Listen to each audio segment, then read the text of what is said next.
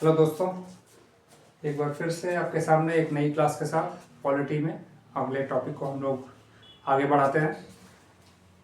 अभी तक हमने जो है पिछले टॉपिक में चीफ मिनिस्टर के बारे में पढ़ा था उस वीडियो में। तो अब ये एग्जीक्यूटिव्स का, कार्यपालिका का जो सेक्शन है चल रहा है हमारा, उसका ये आखिरी टॉपिक है। इसके बाद हम लोग संसद के बारे में पढ़ेंगे, ठीक है, यानी कि हमारी विधायिका शुरू हो जाएगी।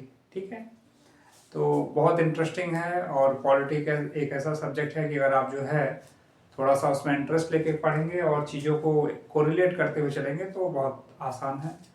आप इसको ज़्यादा याद करने की भी ज़रूरत नहीं है। इसको एक दो बार तीन बार पढ़ने से जो है चीज़ें आराम से समझ में आ जाती हैं। तो चलिए देखते हैं। महाधिवक्ता का टॉपिक है, ये आखिरी टॉपिक है। महाधिवक्ता, जैसे फिर से यहाँ पे एनालॉजी जुड़ती है।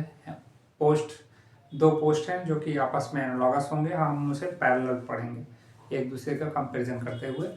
तो महाधिवक्ता, जैसे राज्य में महाधिवक्ता है ना, उसी तरीके से जैसे केंद्र में जो है महान्यायवादी होते हैं, तो उन्हीं के पैरेलल पोस्ट है ये राज्य में महाधिवक्ता।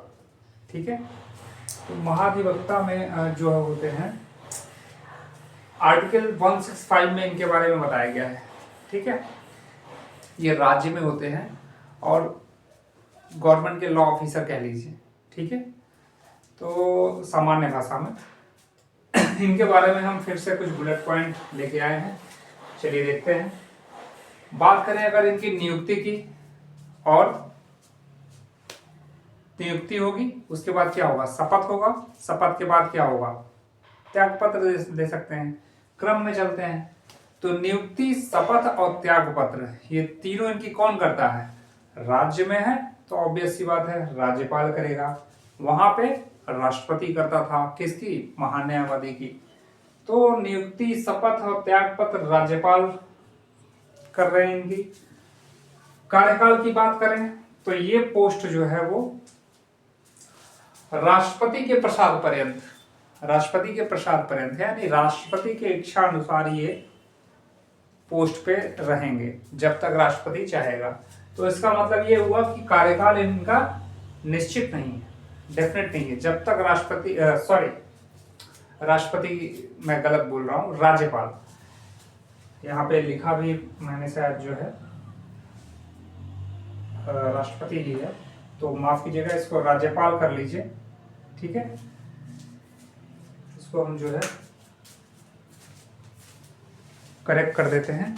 यहाँ पे राष्ट्रपति नहीं होगा, यहाँ पे राज्यपाल होगा। ठीक है, तो राज्यपाल,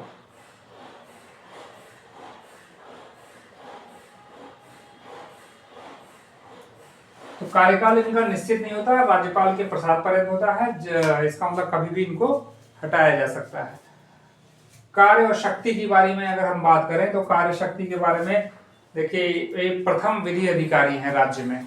ठीक है, राज्य में प्रथम विधि अधिकारी हैं, फर्स्ट लॉ ऑफिसर हैं, और राज्य सरकार का पक्ष लेते हैं विभिन्न न्यायालयों में। जहां कहीं भी राज्य सरकार के खिलाफ मुकदमे चल रहे होंगे या राज्य सरकार को कहीं प्रस्तुत होना होगा किसी कोर्ट में, न्यायालय में, तो वहां पे राज्य सरकार का पक्ष जो है कौन लेगा, महाधिवक्ता, जो कि राज्य के प्रथम विधि अधिकारी है, तो वो राज्य सरकार का पक्ष लेंगे। मांगे जाने पर अगर राज्य सरकार इनसे कोई सलाह मांगती है तो मांगे जाने पर ये सलाह भी देंगे। ठीक है, इसके अलावा कोई अन्य कार्य जो राज्यपाल इन्हें सौंप दे वो भी इन्हें करना पड़ेगा।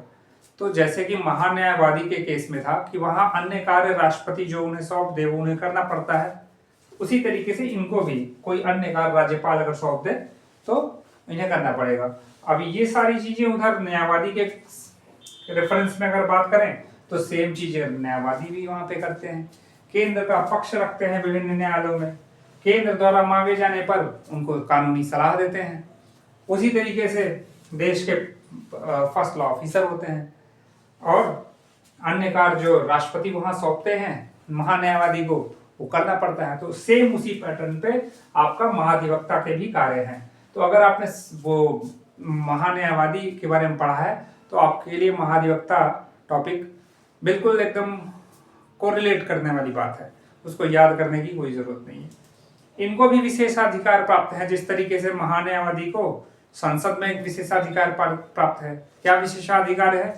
संसद में वो संसद की कार्यवाही में भाग ले सकता है, ठीक है, बोल सकता है, लेकिन वोट नहीं कर सकता। उसी तरीके से महाधिवक्ता जो है, इनको भी विशेषाधिकार प्राप्त है कि ये जो है राज्य की विधान मंडल में या राज्य की विधानसभा में, जो भी कह लीजिए, उसमें जो है आरबीएम मैंने लिखा है, राज्य विधान मंडल में उसकी कार्यवाही में भाग ले सकता है, बोल भी सकता है, लेकिन वोटिंग नहीं कर सकता। ठीक है, भाग ले सकता है, बोल सकता है, वोटिंग नहीं कर सकता। मैंने क्रॉस किया है यहाँ पे, ठीक है। और राज्य की समिति का सदस्य भी बनाया जा सकता है आवश्यकता अनुसार, ठीक है। तो ये इनके विशेषाधिकार हो गए। वेतन इनको जो है कोई सैलरी नहीं मिलती है, इनको एक निश्चित पारिश्रमिक मिलती है, ठीक है। जैसे महान्यायवादी को भी एक निश्चित पारिश्रमिक मिलती है, कोई सैलरी नहीं बनी हुई है उसकी, उसी तरीके से इनको भी एक फिक्स अमाउंट मिलता है, निश्चित पारिश्रमिक। कौन डिसाइड करता है ये? इनके केस में राज्यपाल डिसाइड करेगा, महान्यायवादी के केस में राष्ट्रपति डिसाइड करेगा। तो बहुत ही आसान टॉपिक है, आप इसको कंपेयर करते हुए पढ़िए, आपको पूरा समझ में आएगा। आप इसका स्क्रीनशॉट लीजिए, और वीडियो आपको पसंद आया हो तो उसको लाइक कीजिए, सब चैनल को मेरे सब्सक्राइब कीजिए और दूसरों के साथ शेयर कीजिए। और आपको कोई नए टॉपिक पे वीडियो चाहिए तो वो कमेंट करके फीडबैक दीजिए। तो अभी के लिए इतना ही, थैंक यू।